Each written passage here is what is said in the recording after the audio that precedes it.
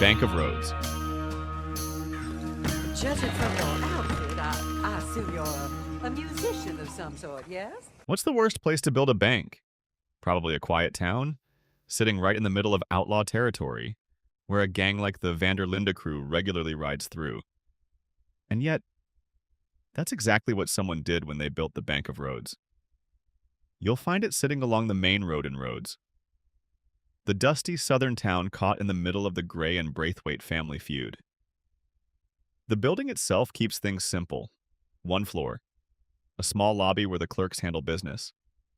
And behind that sits the office and the vault room, where the real money stays locked up. According to the in-game background, the bank started operating in 1855, making it one of only 2 banks in the entire state of Lemoyne. That actually lines up with how frontier banking worked during the mid-1800s. Smaller southern towns usually had a single local bank that handled deposits, loans, and payments for farms, plantations, and nearby businesses. In other words, if money moved through Rhodes, it probably passed through this building, which obviously makes it very interesting to a group of professional outlaws. The Bank of Rhodes becomes the target of a robbery during a companion activity, where Arthur teams up with Uncle and Charles. And if you know Uncle Mao, you already know this plan probably started with him saying something like, "I got a real easy job for us." The trio waits until nightfall before making their move. Instead of walking through the front door like normal customers, they go for the outlaw solution: dynamite. They blow a hole straight through the outside wall of the vault room, climb inside the bank, and find the vaults already damaged enough to open without much trouble. For once, the job actually goes pretty smoothly. No massive shootout, just a quick robbery and a fast ride out of town. The gang rides off with $762.50, which in 1899 was a pretty decent payday, though knowing Dutch, he probably still called it not enough money for the plan. The Bank of Rhodes represents another classic small-town financial institution of the frontier era. A local organization, handling the region's money, quietly supporting the town's economy. And unfortunately for them, they built their vault in a world where Arthur Morgan travels with a lot of dynamite. Bank of Armadillo. The Bank of Armadillo had the worst possible timing in the entire Red Dead world. Because imagine opening the only bank in the entire state of New Austin, and then your whole town gets hit by a deadly cholera outbreak. Yeah. Business probably wasn't great that year. The Bank of Armadillo sits right on the main road of the town. And like most frontier banks, it keeps things simple. One floor, a small lobby where customers handle their deposits. And behind that sits the vault room, where the town's money stays. Locked away. Nothing fancy. Just a straightforward financial institution, trying to serve a desert town that spends most of its time dealing with outlaws and survival. The bank was founded sometime before 1898. That actually fits the historical pattern of frontier banking. Isolated regions usually depended on a single local bank to manage loans, ranch payments, cattle money, and trade between settlements. If someone in New Austin needed to deposit cash or move money around, this was basically the place. But when players visit Armadillo during Red Dead Redemption 2's epilogue in 1907, the town is dealing with something far worse than financial problems. A severe cholera outbreak spreads through the area, leaving buildings abandoned and businesses shut down, including the bank. So when you walk past it in RDR2, the doors stay closed, and the interior remains inaccessible. The place looks like a financial institution that's suddenly frozen time. Interestingly, the full interior actually exists in the game files. Some players have managed to explore it using mods or glitches. Rockstar built the inside. Yeah, they just never let players officially walk through the front door. Things work very differently years later, during the events of Red Dead Redemption. By then, the bank operates normally again. Players can enter the building, or rob it if they feel like causing problems. Inside, you'll find safes and chests containing respectable amounts of money, which, of course, immediately attracts the attention of anyone with a gun. and a questionable moral compass. Because if there's one rule in the Red Dead universe, it's this: build a bank in the middle of outlaw country, and someone is definitely going to test your vault. West Elizabeth Cooperative Bank. This is the bank that helped John Marston go from outlaw to homeowner with a mortgage. That organization is the West Elizabeth Cooperative Bank, one of the earlier financial institutions operating in Blackwater. Founded in 1851, the bank existed to provide loans and financial help to the citizens of West Elizabeth. Think of it less like a massive corporate bank and more like a community financial institution, the kind that helped farmers, ranchers, and small businesses keep things running. Cooperative banks like this actually existed all over the 19th century United States. They focused on supporting local communities rather than giant corporations. Ranchers needed money for land. Merchants needed credit for supplies. Settlers needed help getting started. A bank like this would step in, give loans, and hope people paid them back. And surprisingly, sometimes they did. Of course, being a bank in the Wild West also meant occasionally dealing with the other side of frontier economics: outlaws. At some point before the events of the game, the bank was robbed by the infamous Outlaw Brothers, Otis and Frank Miller, which probably made the staff rethink their security policies. The bank also shows up in Red Dead Online, where a criminal named Thomas Bradshaw attempts to rob it in 1898. His plan goes about as well as most outlaw plans in this universe. It fails. A bounty gets placed on his head, and players can track him down for the reward. But the bank's most important moment happens during Red Dead Redemption 2's epilogue. After leaving Pronghorn Ranch, John Marston rides into Blackwater, hoping to secure a loan so he can buy Beecher's Hope, the rundown ranch Abigail wants to turn into a real home. John isn't exactly the type of guy banks normally trust, but ranch owner David Geddes gives him a recommendation. That introduction leads John to Ansel Atherton, a banker at the Cooperative Bank and a distant relative of Geddes. And somehow, it works. Atherton approves a loan for John to purchase Beecher's Hope, and even gives him a line of credit to buy timber and equipment to rebuild the ranch. Which means, the quiet financial paperwork inside this bank eventually leads to the home where the entire Marston story continues. Unfortunately, the bank itself doesn't last forever. Sometime between 1907 and 1911, the newly built First National Bank of Blackwater replaces it, and the old Cooperative Bank building turns into a jewelry store. So, in true Wild West fashion, the institution that helped build John's ranch eventually gets replaced by a place selling fancy watches. Heartland Stage Line. There are different stage line companies, different organizations run different routes, and one of the busiest local transportation networks in Red Dead Redemption 2 is the Heartland Stage Line, usually shortened to HSL. This company has been around for a long time. It started operating in 1849, right around the period when stagecoach travel exploded across the American frontier. During that era, towns needed reliable ways to move people, mail, and supplies between settlements, especially before railroads reached every region, and that's exactly the job the Heartland Stage Line handles. The company mainly runs routes through New Hanover, connecting towns like Valentine, Annesburg, Van Horn Trading Post, and Emerald Ranch. If someone needed to travel across that region without riding a horse for half a day, the stagecoach became the practical option. Walk up to one of the stops, pay the driver, and they'll take you straight to another settlement. Basically, by the Wild West version of catching a bus. Except the bus has horses and occasionally gets robbed. In-game, you can use the Heartland Stage Line just like the other stagecoach services. You can buy a ticket at one of their stops, or sometimes, just ask a driver you meet on the road if they're heading somewhere useful.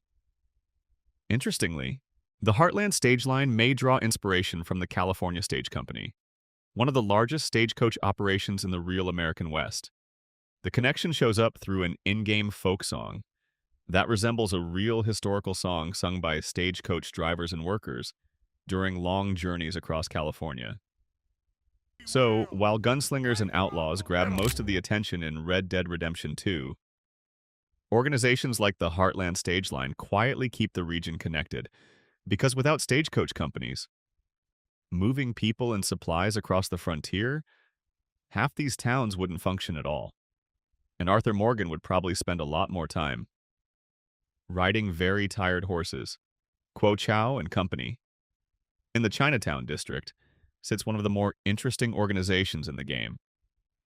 Kuo Chao and Company, better known to players as the Saint Denis Gunsmith. Now in a game full of gunsmiths, this shop stands out immediately. For one simple reason: the owner, Chu Ling. He's one of the few shopkeepers in the entire game who doesn't fit the typical Wild West stereotype. He's a Cantonese gunsmith, running a well-stocked weapon shop in the middle of St. Denis Chinatown. And honestly, if Arthur Morgan had to trust someone to keep his revolvers working properly, a professional gunsmith who deals with city customers all day probably isn't a bad choice. The store itself operates like a classic frontier weapons business. Walk in, and you can buy or sell firearms, stock up on ammunition, grab hunting gear, and generally prepare for whatever questionable life decisions Arthur plans to make next.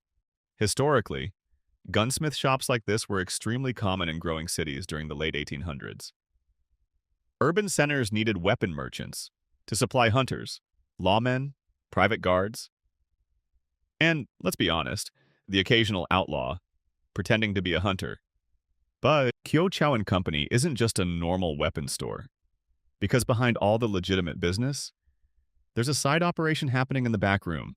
If Arthur pushes the situation a little, the gunsmith eventually reveals a hidden poker game running behind the shop. Walk through the back door, and suddenly, the place turns from a respectable weapons store into an illegal gambling den, where everyone definitely wishes you hadn't walked in. There's cash sitting on the table, more money locked in the safe, and of course, a guard who reacts exactly the way you'd expect. When a heavily armed outlaw interrupts poker night, and if Arthur takes too long to commit to the robbery, the guard skips the conversation and just starts shooting, which honestly feels like a very reasonable response. Another small detail adds even more personality to the place. Sometimes you'll hear Chu Ling complaining about having to pay protection, money, to Angelo Bronte's crime syndicate. That tells you something important about St. Denis. Even legitimate businesses often answer to organized crime. So, Kuo Chao and Company works as both a legal gunsmith operation and a reminder that St. Denis has its own criminal underworld, which means Arthur walks into the store to buy ammunition and accidentally discovers the Wild West version of a very shady casino night. Theodore Eckhart Stables. Now, most of you would agree with this. In Red Dead Redemption 2, your horse matters more than most people. It carries you across half the map, saves you during gunfights, and occasionally watches you crash into a tree at full speed. So someone has to run the businesses that keep those horses ready. St. Denis, that job belongs to Theodore Eckhart, the owner of the Theodore Eckhart Stables. His operation sits in the southern part of the city, and it works as one of the main horse trading organizations in the region. Think of it as the Wild West version of a luxury car dealership. Except the engines eat hay. Eckhart runs a professional stable, where customers can buy horses, equipment, and supplies. Players can walk in and purchase several high-quality breeds, including the Arabian, the Turkoman, and the Nakota. And of course, the business doesn't stop at selling horses. Like most stable operators in the late 1800s, Eckhart also sells saddles, tack, and horse supplies. Historically, stables worked as full-service operations. Travelers needed places to buy horses, swap tired ones, repair equipment, and stock up before heading out across long distances. So businesses like this played an important role in keeping frontier travel moving. In the game, Eckhart himself usually hangs around the stable area or walks around nearby streets, checking on the animals and the property, which makes sense. When your entire business depends on expensive horses, you probably don't leave them unattended. The stable also pops up briefly during the mission, Fatherhood and Other Dreams Part 2. Though Eckhart himself doesn't appear during that moment, the location simply becomes part of the story unfolding in St. Denis. Another small detail adds a bit of randomness to the character. Each time the stable owner appears in the game, his look can change between 3 different models, meaning players might see slightly different versions of Eckhart across playthroughs, which is kind of fitting for a stable owner in a busy city. Because if you're selling some of the fastest horses in St. Denis, you're probably meeting a lot of customers who need to leave town. Very quickly, new Hanover Gazette. Now here's a funny thing. Arthur Morgan spends half the game trying not to get caught, while a newspaper keeps writing articles about everything he does. That newspaper is the new Hanover Gazette, one of the main news organizations operating across the frontier in Red Dead Redemption 2, along with the Blackwater Ledger and the St. Denis Times. This paper acts as one of the big information networks, spreading news across the region. And by news, we mostly mean all the chaos the player causes. The Gazette mainly circulates around New Hanover, especially in towns like Valentine and Antsburg. You'll often see paper boys standing on street corners, selling copies, yelling headlines, and trying to get people's attention. That detail actually mirrors real life. In the late 1800s, kids selling newspapers on busy streets was completely normal, and honestly, those kids probably had great material to work with in this world. Because the New Hanover Gazette constantly reports on major events happening throughout the story. After big missions or disasters, new issues become available. And if you pick one up, you'll often find articles describing robberies, train incidents, shootouts, or general mayhem explained to the entire state. The paper releases multiple issues as the story progresses, starting around issue number 27, and eventually reaching issue number 40 by the end of the narrative. Each new edition unlocks after major missions, which helps show how the world reacts to the gang's actions. Scarlett Horse Shop and B.R. Shelton. Livery and stable.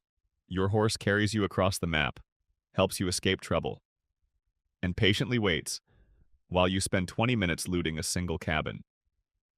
So, naturally, the world of Red Dead has entire businesses built around horse trading and stabling. 2 of those operations are the Scarlett Horse Shop and B.R. Shelton Livery and Stable. First up is the Scarlett Horse Shop, located northwest of Eris Field, right around the border between Scarlett Meadows and the Heartlands. This place serves as the main stable and livery operation for the Scarlett Meadows region. In simple terms, if someone around here needs a horse, this is where they go. Players can stable their horses, retrieve them, customize saddles and equipment, and of course, browse new horses for sale. And the selection is actually pretty solid. The shop sells breeds like the Ardennes, a heavy war horse built like a tank, the Dutch Warmblood, a reliable workhorse, and the much faster Missouri Foxtrotter, which is basically the sports car of the horse world. Although, the price difference between them is pretty funny. You can grab an Ardennes for about $140, but that Missouri Foxtrotter costs $950. So, congratulations. You just walked into a horse dealership where the upgrade costs more than a bank robbery payout. And if that still isn't fancy enough, there's another stable operation further west. In Blackwater, players can visit B.R. Shelton Livery and Stable, a long-established horse business, operating in the older part of the city. This place deals in some of the best horses available in the game, including the Turcoman, the Missouri Foxtrotter, and the extremely expensive Arabian. The Arabian alone costs around $1,250, which means Arthur could probably buy a small house somewhere, or one very judgmental horse. Historically, businesses like these were extremely important in the 1800s. Livery stables served as transportation hubs, where travelers bought horses, rented them, boarded them overnight, or swapped out exhausted animals during long journeys. In other words, they were part stable, part dealership, and part roadside service station. And in Red Dead Redemption 2, they quietly power the entire world. Because without these horse businesses, Arthur Morgan would spend half the game walking, which, let's be honest, nobody has the patience for.